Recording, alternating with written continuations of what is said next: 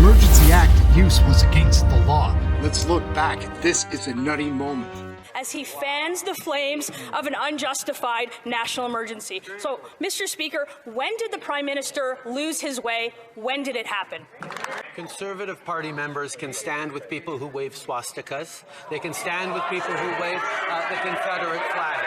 We will choose to stand with Canadians who deserve to be able to get to their jobs, who be able to get their lives back. These illegal protests need to stop.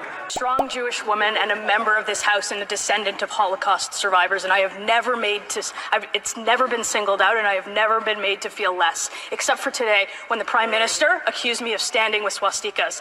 I think he owes me an apology. I'd like an apology, and I think he owes an apology to all members of this House.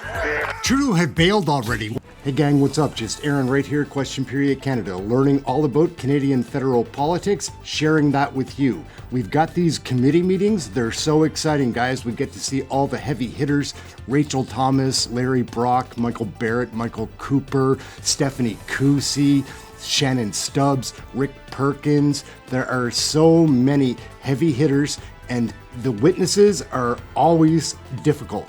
They never have the right answers. It's super interesting every time. Let's get into it. Let's check out another crazy committee video. Let's check it out. Madame Landsman. Thank you, Madam Chair, and thank you for joining us today, all of you, and spending some time on this issue. Ms. Lyons, I'm just going to start by asking a couple of questions with some examples that I have here. The Canadian Foreign Service Institute either produces or shares with the Department of Foreign Affairs. What I see here is about 80 pages of training materials on anti-racism. And I start specifically with Global Affairs Canada. I know that you have a long esteemed career at Foreign Affairs, but 80 pages of anti-racism and all of the terms you can imagine and all of the sort of myths and facts that, frankly, in my opinion, in some cases invert history. But not a single mention of anti-Semitism in any of these documents. So, I mean, the question is do you really think that the government of Canada can combat anti-Semitism if it fails to mention it in its own anti-racism training documents? Okay, I wasn't sure if you were saying you had a couple of questions. Thank you very much for that question. Look, I think one of the things that has become obvious, particularly since October 7th, but frankly, I felt it was obvious before I took the job, that there's a lot of hard work to be done everywhere in our public service, federally, provincially, municipally, in businesses, in civil society, and most certainly in the universities, as we've heard this morning and you heard previously, in making sure that people understand anti-Semitism, that the right training is in place, that the IHRA definition is better understood and implemented. And that is exactly what we're working on doing right now, Madam Chair, both in my office and within the Department of Heritage. Every one of the ministries, we are looking at the training that they have in place. We are working with the Canadian School on public service on ensuring that we have got those training programs. You're quite right to point it out that what we have now is sorely inadequate and has to change dramatically. And I believe, sincerely, that we have the commitment of all ministers to make that happen. And I can assure you we will if we don't. So I'll talk about another piece. This is an Anti-Racism Let's Talk. This is a participant handbook, and I use this example because it's about 64 pages, and it's still offered by Treasury Board as a training manual.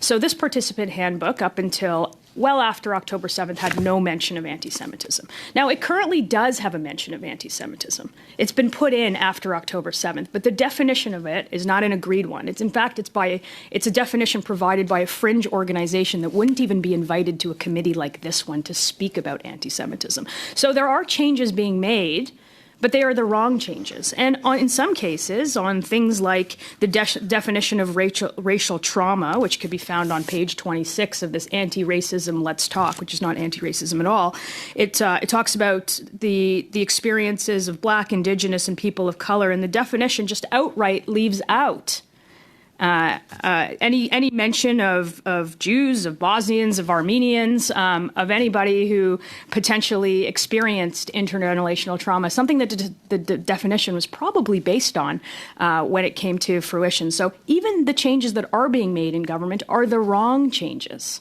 So again, I ask, how on earth does a committee like this make recommendations to the Government of Canada if the Government of Canada, in fact, has a problem within that's being corrected with bigger problems? Thank you very much for that, for the question from the esteemed member. Again, I emphasize we have a lot of hard work to do, and we in no way have it right in terms of ensuring that the IRA definition, which the Canadian Parliament, all parties approved, and which is accepted by most of our provincial governments. That is why, and thank you for the question, because it gives me the opportunity to talk about the handbook on the IRA definition that we hope to be releasing in June. That will be a clear explanation and interpretation of how the IRA definition needs to be used to underpin all of our anti-Semitism training. So you're quite correct to point out that even as some of our people try to make adjustments and improvements, we are still not where we need to be. Again, the hard work that needs to be done. I believe the commitment is there. I know that the new anti-racism strategy 2.0 will be launched soon. We know that the government is looking at announcing their combating hate action plan. All of these provide an opportunity for an intensive campaign across not just the federal government, but provincial and municipal to actually get anti-Semitism well understood. What better time than now? I want to just put on record when this committee is making recommendations that some of the Canadian anti-Semitism Canadian anti-racism materials that are cited as additional reading come from workbooks. One of them is entitled "Dismantling Racism," and this is what it says. It does mention Jews, but only as a quick aside to say that Jews have opted to become white in order to benefit from white supremacy. Becoming white involves giving up parts of your original culture in order to get the advantages and privileges of belonging to a white group. This is the stuff that is cited by the Government of Canada in teaching people about racism. I cannot stress enough that this committee has no business making recommendations when the training itself in the Government of Canada is racist in itself. Madam Chair, may I respond? Yes, okay, I wasn't sure if your signal was for me or for the member. Thank you very much, again, for pointing this out. I think that there is no question that some of the material, much of the material, needs further reworking. And that is what my office is going to be doing, working with the public service right across our network. I think that what... So, Ms. Lyons, why don't we leave the rest? Okay, we'll let it go and come back to it. Thank you so much. Everyone has an opinion about Canadian federal politics. What do you think, gang? Point of order, Mr. Chair. What is going on in these committee meetings? We do get the best of the best. Larry Brock, Garnet Genu, Rick Perkins, Michael Chong, Michael Cooper, Shannon Stubbs, Michael Barrett, with Stephanie Kusi. The list goes on and on. They're always super interesting. Something else that's super interesting is the live show that we cover. We cover every question period daily broadcast. It's fun. Come join the community. It's a fun chat room if you like that kind of thing. We keep it clean, but we're learning about Canadian federal politics, and we'll continue with that and these series of videos about the committee meetings. So like, subscribe, get notified, share, all that fun stuff. Check out one of the other videos floating around here. We'll catch you next video. Thank you very much for watching this one. Also, check out our live broadcast. It's really fun. Like, subscribe, get notified, and share. All those fun things. We'll catch you next video. Thanks for watching.